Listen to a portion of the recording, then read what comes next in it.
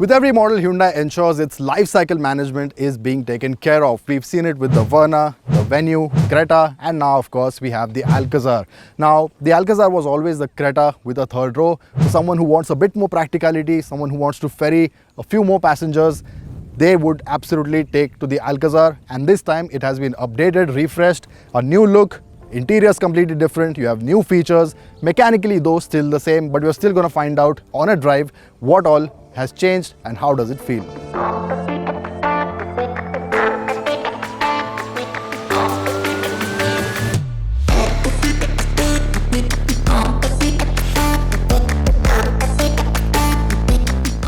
In terms of design, the refreshed SUV gets a slightly different nose to the Creta, with the main distinction being the edge pattern DRLs. The grille and front bumper are also new, and there is an attempt to give it a butch look with a silver skid plate, which is different from the Creta.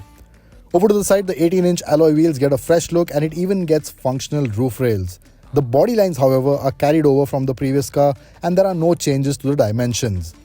At the rear, the vertical LED tail lamps also form an H with the extended LED DRL bar, and there's the same silver finish to the bumper and on the tailgate as well. For those who like the distinction of a matte paint, the brand has also introduced a Titan Grey matte finish for the exterior paint.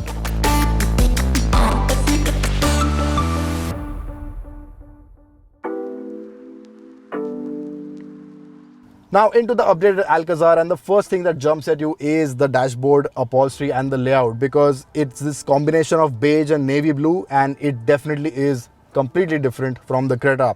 Obviously the layout is not too different, so you have your two screens attached, 10.25-inch instrument cluster, 10.25-inch touchscreen, lots of features, pretty cramped, but strangely misses out on Apple CarPlay and Android Auto wireless. You still get wired, but it's a bit of a miss. It's a nice premium car. You'd expect that in a car in this price bracket.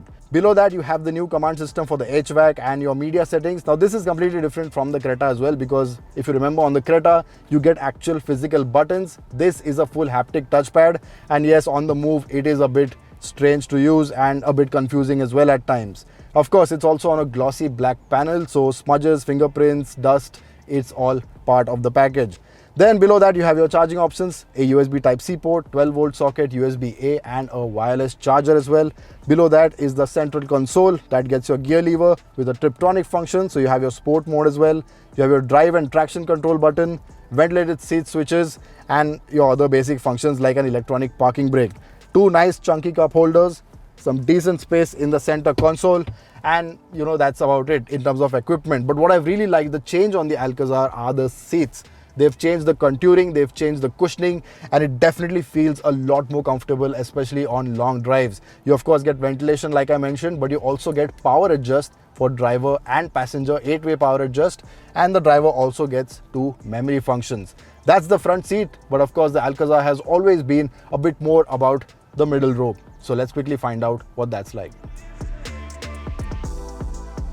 Now the back seat of the Hyundai Alcazar is where a lot of the owners would like to be, because obviously you get the 6-seat options. That means 2 individual captain chairs, and like on the front, they have made adjustments to the seats here as well. So you have better cushioning, better contouring, better support, and you also have this nice manual adjust for the under thigh support, extendable under thigh support, and that's always a big plus. What you can also do is move these seats further and behind, and obviously recline the seats as well to find a bit more comfort. And speaking of a bit more comfort, if you see these headrests, they have these nice winglets that keep your head from bobbing about on drives. Again, something that aids comfort. What's also part of the package are sun blinds to cocoon you from the outside world. Nice big windows, so you need sun blinds when it's really hot outside.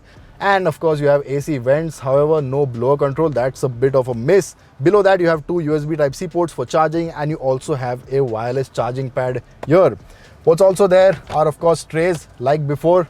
You also have a tiny cup holder here to get some work done really quickly, but they do eat up into the knee room, because as you can see, the scooped out portion of the seats is where the trays sit, and that means knee room is affected significantly. What the updated Alcazar also gets are ventilated seats for the middle row as well. So these 2 captain chairs are cooled seats too. And of course you have the big panoramic sunroof, which you can only get on the turbo petrol, not on the diesel. And adding more comfort to the middle row is a boss mode, which means the front passenger seat can be moved ahead at the simple click of a button, and that basically opens up a lot more room for the rear passengers, and it again is a lot more comfortable. However, the removal of the center console is what has freed up a lot of space, and getting access to the third row now is a lot easier. You simply have to just walk in through here. Now, getting into the third row of the Alcazar is tricky and difficult to say the least, because the seat here does not tumble down, which means you only have a bit of space if you recline the backrest and take the seat ahead. And this is the only space you have, which is very, very uncomfortable to get into. But because they have now eliminated the center console, what you can do is simply step in and use this to just walk into the cabin. However, once you are actually in the third row, you realize it's not for long distances, and it definitely isn't suitable for adults because the knee room is absolutely tight. Headroom is a big issue as well, especially if you're over 6 feet. Of course, you get cup holders, you get some space, you get 2 Type-C ports to charge your phones, you get blower controls for the vents as well, which is a nice thing, but it just is too cramped. You're seated knees up, and it's just not a comfortable place. So best used in absolute emergencies. Otherwise, fold them flat down and use the boot. The boot with all rows in place is an impressive 180 liters, which is easily good enough for 3 to 4 soft weekend bags. But once the third row is folded flat down, you can move a lot more luggage. However, what it misses is an electric tailgate, and on a premium SUV, it is a must-have. That said, on the features front, it is packed and how.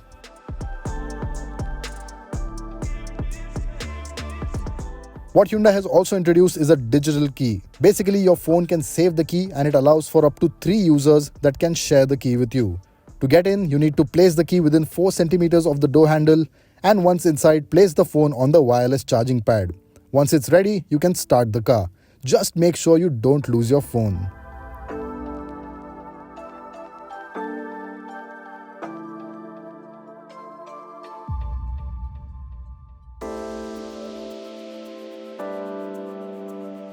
Now, from behind the wheel, the updated Alcazar doesn't feel too different from the previous gen car because mechanically it remains unchanged. Still gets the same 1.5 litre turbo petrol engine, 160 horsepower. The same engine that you see on the Creta M-Line, on the Verna, and even on the Carens from Kia. And performance of that is something we've tried and tested. So bottom end, always a bit of an issue. It doesn't have that bottom end you had with the older 2 litre engine that you got on the Alcazar. The 1.5 has robbed away a bit of that initial pickup. However, once up to pace, this thing is absolutely effortless. Refinement is very good in the mid-range of the RPM. But make no mistake, this is not a car you want to push. Even though it has 160 horsepower and Hyundai claims a 0 to 100 time of under 10 seconds, and it also has a sport mode with a sport mode for the transmission as well, sporty is not something this car is, because if you press on, especially around the 4000 RPM mark, the engine gets really loud and boomy, and towards the other end of the rev range, it gets very, very coarse. So it's not something you really enjoy pushing. Moderate speeds, highway speeds is something it does absolutely phenomenally, because around 80-100, this thing is extremely composed on the highways, flat and really sure-footed. However, in the city, it is the gearbox that falls short with slow and hesitant reactions in stop-go traffic. It lacks the finesse and smoothness of a DCT, and despite the drive modes and the rev matching on downshifts, the overall low-speed experience is not the best. Paddle shifters, on the other hand, are responsive and add to the driver engagement. And on the subject of ride quality, the Alcazar sits on 18-inch wheels, look really nice, very proportionate, but the tire profile could have been slightly better. With 18 inches, you only get so much, and as a result, thuds are felt inside the cabin. The suspension also is inherently firm, so low-speed bumps are felt a bit more. So it's not that supple and well-cushioned ride you get on something like an MG Hector Plus or even the XUV. But once up to speed, it flattens out really nicely. It doesn't have that up and down movement. It sits nice and tight, and that's always reassuring on the highways. Now, this updated Alcazar obviously got a lot of feature additions, but the big one is ADAS. Level 2 ADAS finally makes it onto the Alcazar. I mean, the Verna gets it, the Creta gets it, it's only natural. And the calibration, as on all Hyundai ADAS systems, is absolutely spot on for our conditions. It never goes haywire. It is very lenient into guiding you. There are no sudden movements or jerks. It does not catch you off guard, and that I think is very high praise for any ADAS system. Hyundai by far is the best currently in the market. The adaptive cruise control, lead car departure warning, rear cross traffic alert, and even the automatic braking all work very well and can also be switched off in case of haphazard traffic on B roads.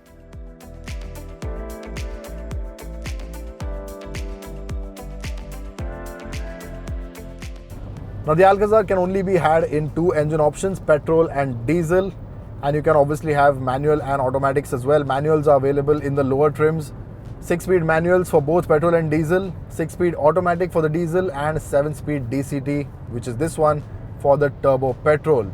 And like I said, some features like the panoramic sunroof, for example, can only be had on the petrol and not the diesel. The reason for that is the excess weight, because it adds a lot of weight and that eats into the fuel efficiency. And when you're talking about the diesel, fuel efficiency ranks pretty damn high. However, I personally don't think people would mind a bit of a hit when it comes to efficiency if they are gaining something as big as the panoramic sunroof. It really transforms the whole cabin, really gives you a nice ambience and a luxury feel, and not having that on a 20 lakh plus car, that might seem odd to many, especially given the fact that most sales of the Alcazar come from the diesel and not the petrol. So buyers are going to wonder, if diesel is the choice, then why not pack it to the brim with features?